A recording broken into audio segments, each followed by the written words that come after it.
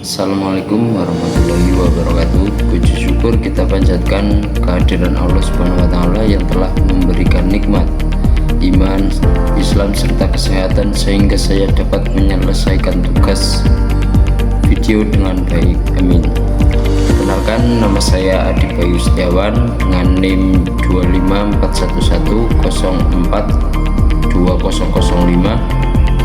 mahasiswa program studi pendidikan agama Islam kelas 2A, dosen pengampu Ishak Suryo Nugroho SPDI MSI, Universitas Islam Negeri Profesor Kiai Haji Saifuddin Zuhri Purwokerto.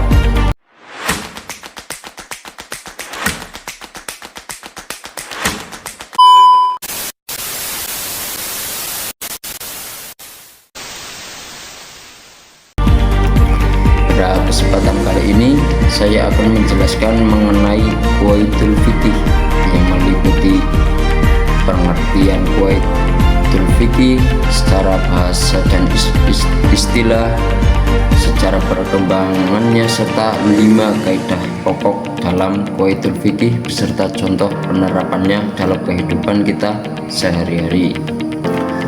Semoga penjelasan ini dapat menambah wawasan kita atau pemahaman kita tentang pentingnya Quwaitul Fiqih dalam memahami dan menerapkannya dalam hukum Islam.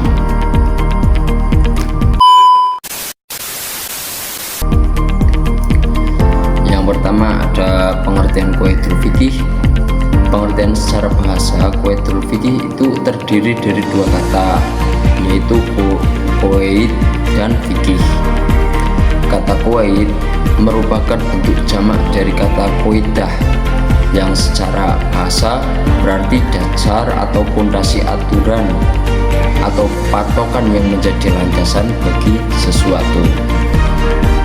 Sedangkan kata fikih secara bahasa berarti pemahaman yang mendalam terhadap sesuatu perkara.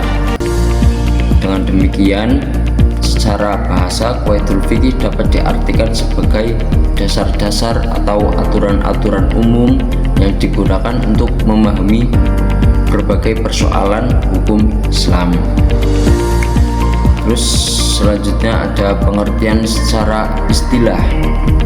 Menurut para ulama, Quwaitul Fiqih adalah kaidah-kaidah umum yang mencakup banyak masalah fikih dan digunakan untuk mengetahui hukum dari berbagai kasus yang memiliki kesamaan karakteristik.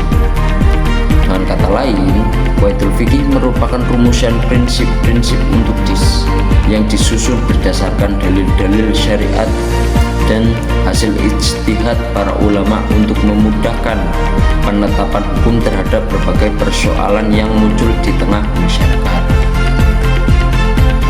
Quwaitul Fiqih memiliki peran yang sangat penting karena membantu para ulama maupun umat Islam dalam memahami hukum-hukum fikih yang jumlahnya sangat banyak. Melalui kaidah-kaidah tersebut, berbagai persoalan dapat dianalisis dan ditentukan hukumnya dengan lebih sistematis. Sebagai contoh, ketika muncul persoalan baru yang belum pernah terjadi pada masyarakat terdahulu, para ulama itu dapat menggunakan kaidah fikih sebagai pedoman untuk menentukan hukumnya.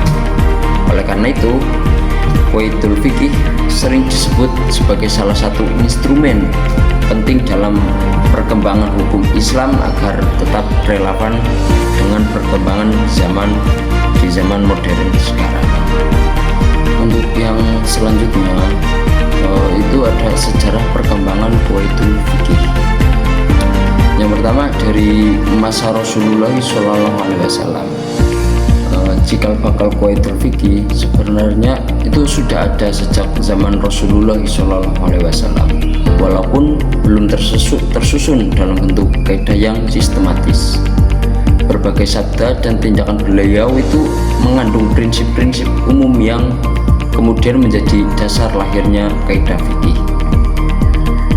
Contoh hadisnya itu yang artinya tidak boleh menimbulkan bahaya bagi dirinya sendiri maupun orang lain.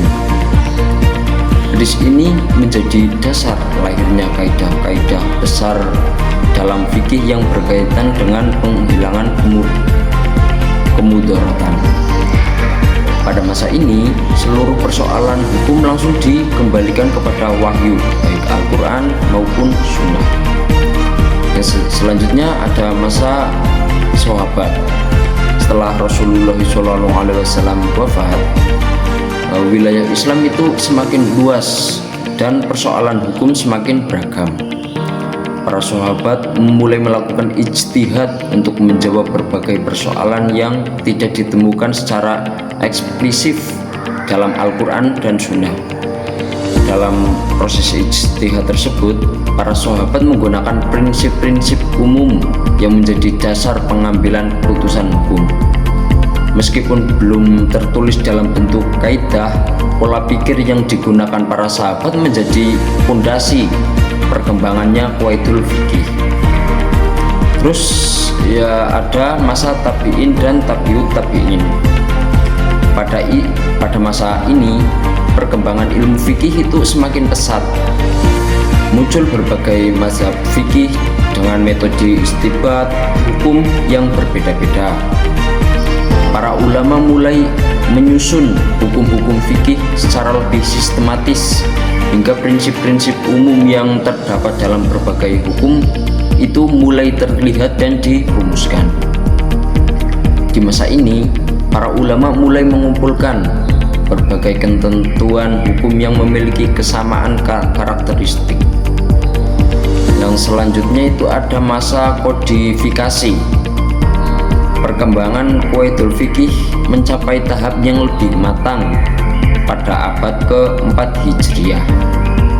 Para ulama juga mulai menyusun dan menuliskan kaidah-kaidah fikih dalam berbagai kitab. Salah satu tokoh yang terkenal adalah Imam Abu Thahir Ad-Dabas dari kalangan Hanafiyah yang menghimpau sejumlah kaidah fikih yang penting. Kemudian juga muncul banyak ulama lain yang mengembangkan disiplin ilmu ini. Terus ada masa penyempurnaan. Pada abad-abad berikutnya, qawaidul fikih berkembang menjadi cabang ilmu tersendiri, baik kitab yang ditulis secara khusus membahas kaidah fikih. Berbagai ulama yang berperan besar antara lain itu seperti Imam As-Suyuti, ada Imam Ibnu Nujaim, terus ada Imam Al-Qurafi dan Imam Az-Zuddin bin Abdissalam. Mereka itu menyusun, mengembangkan, serta menjelaskan penerapan kaidah-kaidah fikih dalam berbagai persoalan kehidupan. Yang terakhir ada masa sekarang atau bisa kita sebut dengan masa modern. Pada era modern ini, qawaid fikih itu semakin penting karena munculnya berbagai persoalan baru yang tidak ditemukan pada masa terdahulu. Contohnya itu seperti transaksi digital, terus ada bank syariah, ada asuransi syariah, ada e-commerce dan lain-lain, masih banyak lagi. Para ulama kontemporer menggunakan kaidah-kaidah fikih untuk menentukan hukum berbagai persoalan tersebut sehingga hukum Islam tetap mampu menjawab tantangan di era modern sekarang. Oke, yang terakhir itu ada 5 kaidah pokok dalam qawaidul fikih beserta penerapannya atau contohnya. 5 kaidah pokok dalam qawaidul fikih dikenal dengan istilah al-qawaid al-fiqhiyah al-kubra atau kaidah-kaidah besar fikih. Kaidah-kaidah ini itu menjadi fondasi atau landasan utama dalam memahami dan menerapkan hukum Islam terhadap berbagai persoalan yang muncul di masyarakat. Dari kaidah kelima ini lahir banyak kaidah cabang yang digunakan oleh para ulama dalam proses ijtihad. Yang pertama itu ada al-umuru bil maqasidiha, yang artinya segala perkara tergantung pada tujuan atau niatnya. Kaidah ini menjelaskan bahwa nilai dan hukum suatu perbuatan itu sangat dipengaruhi oleh niat dan melatar belakanginya. Dalam Islam, niat memiliki kedudukan yang sangat penting karena dapat membedakan antara ibadah dan kebiasaan serta membedakan antara perbuatan yang bernilai pahala dengan yang tidak bernilai pahala.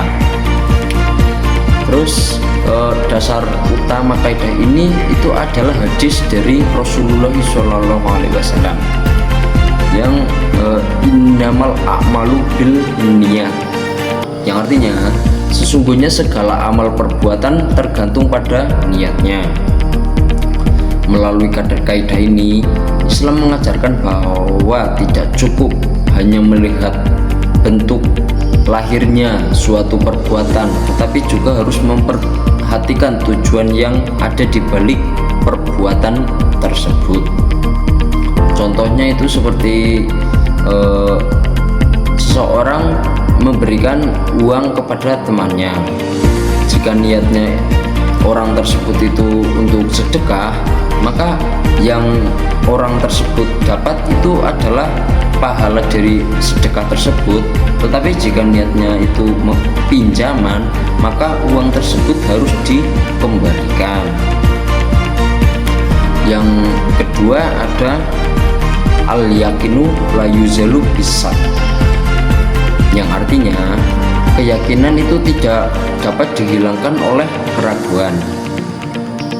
Kaidah ini menjelaskan bahwa sesuatu yang telah diyakini keberadaannya tidak dapat dibatalkan hanya karena adanya keraguan yang belum pasti. Dalam Islam, keyakinan memiliki kedudukan yang lebih kuat dibandingkan dugaan atau keraguan.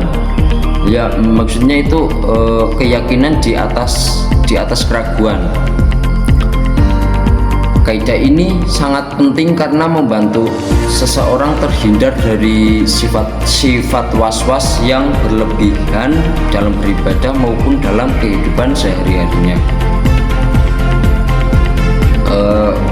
Contohnya ketika sedang sholat, ada seseorang yang ragu apabila sudah membaca Al-Fatihah atau belum. Jika keraguan itu muncul setelah selesai membaca dan tidak ada bukti yang pasti, maka keyakinan sebelumnya telah berlaku. Itu. Yang selanjutnya ada al-masyaqqatu tajlibut taysir, yang artinya kesulitan itu mendatangkan kemudahan. Kaidah ini menunjukkan bahwa syariat Islam dibangun atas dasar kemudahan yang tidak bertujuan menyulitkan manusia.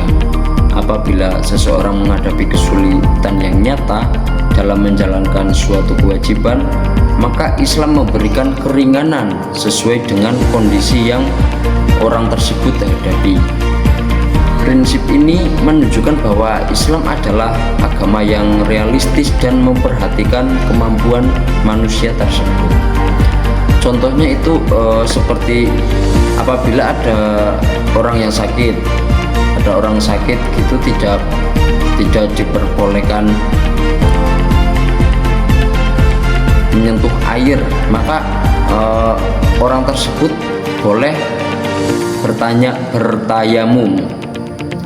Nah, terus ada juga orang yang sakit dan orang tersebut itu tidak bisa berdiri, maka orang tersebut itu bisa melaksanakan sholat sambil duduk maupun sambil tiduran. Nah, kaidah ini juga menunjukkan bahwa Islam itu memberikan solusi tanpa menghilangkan esensi kewajiban yang harus dilaksanakan. Kayak yang selanjutnya itu ada ad-dororu yuzalu, yang artinya kemudaratan harus dihilangkan. Kaidah ini mengandung makna bahwa segala sesuatu yang menimbulkan bahaya, kerugian atau dampak negatif itu harus dicegah dan harus dihilangkan semaksimal mungkin.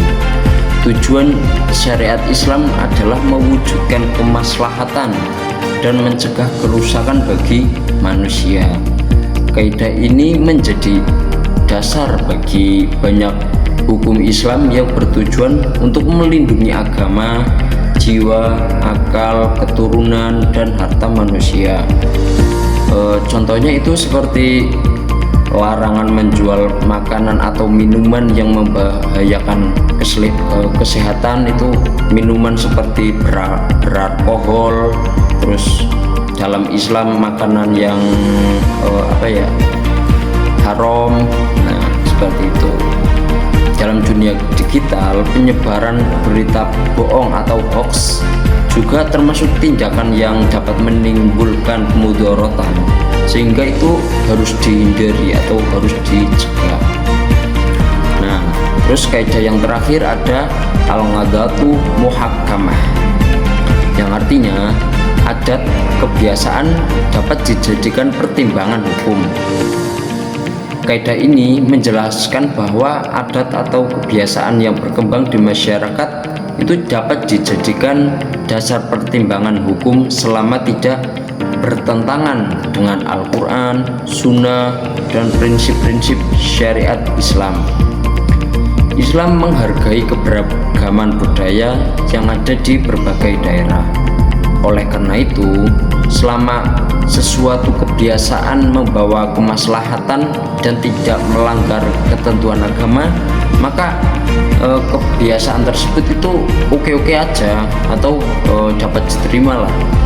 Nah, contohnya itu seperti kebiasaan masyarakat dalam menentukan standar upah pekerjaan dapat dijadikan acuan selama tidak merugikan salah satu pihak. Dalam transaksi jual beli modern, beberapa ketentuan yang tidak tertulis seringkali mengikuti kebiasaan yang berlaku di masyarakat.